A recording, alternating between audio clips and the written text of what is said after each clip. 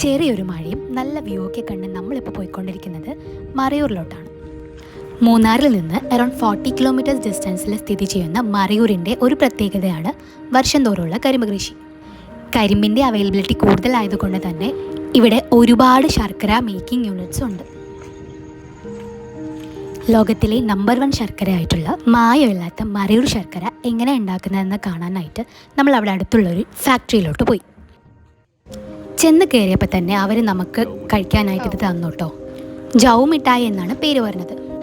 കരിമ്പിൻ്റെ juice ശർക്കര ആവുന്നതിന് മുന്നേ ഉള്ള ഒരു സ്റ്റേജിൽ കിട്ടുന്നതാണ് ഈ ജൗ മിഠായി. ഇവർ തന്നെ കൃഷി ചെയ്യുന്ന കരിമ്പിൻ്റെ ജ്യൂസിൽ നിന്നാണ് ഇവർ ശർക്കര നിർമ്മിക്കുന്നത്. 1000 ലിറ്റർ ഷുഗർ കെയിൻ ജ്യൂസാണ് അവർ ഈ വലിയ പാത്രത്തിലിട്ട് തിളപ്പിക്കുന്നത്. ഫൈനലി കിട്ടുന്നതോ 250 കിലോ ശർക്കര.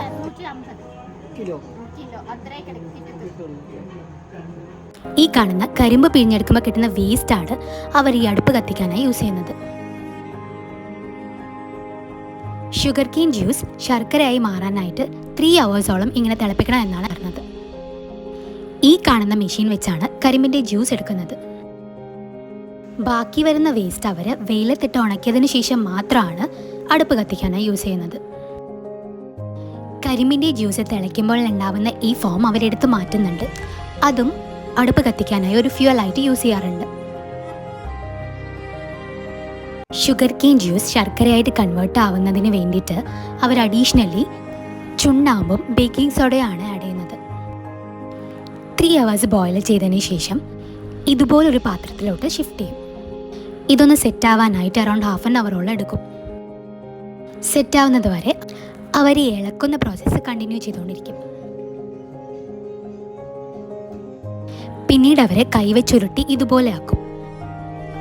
ഇതാണ് ഫേമസ് ആയിട്ടുള്ള മായം ചേർക്കാത്ത മറയൂർ ശർക്കര. ഫാക്ടറിയുടെ ഓഫീസിൽ ഇതിൻ്റെ സെയിലും ഉണ്ടായിരുന്നു. പ്രൊഡക്റ്റ് വാങ്ങിക്കുന്നതിന് മുന്നായിട്ട് നമുക്ക് ടേസ്റ്റ് ചെയ്യാനായിട്ട് അവർ കുറച്ച് തന്നു.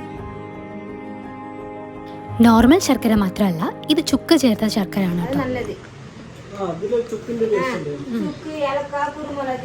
எல்லாமே போட்டிருக்குது.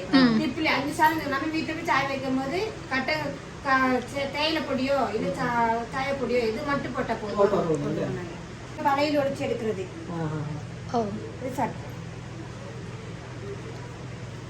இது வந்து ஒரு டேஸ்ட் உண்டு. இது வந்து பலகையில் எடுக்கிறது. நம்ம கையில் எடுக்கிறதோட இது ஒரு டேஸ்ட் உண்டு. ஓ, பலகையில் ஒரு பானி உண்டு. பானி வந்து நம்ம தோசை, அப்பம், ബ്രെഡ് സാപ്പിടலாம். വേണമാ? ഈ ശർക്കരപ്പാനി ദോശ, ബ്രെഡ് അങ്ങനെ എല്ലാത്തിൻ്റെയും കൂടെ കഴിക്കാമെന്നാണ് അവർ പറഞ്ഞത്. നമുക്ക് ഇതും ടേസ്റ്റ് ചെയ്യാൻ തന്നു കേട്ടോ.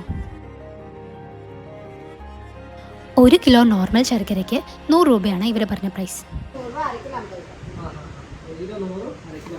അങ്ങനെ കുറച്ച് ശർക്കരയൊക്കെ വാങ്ങിച്ച് നമ്മൾ അവിടെ നിന്ന് ഇറങ്ങി.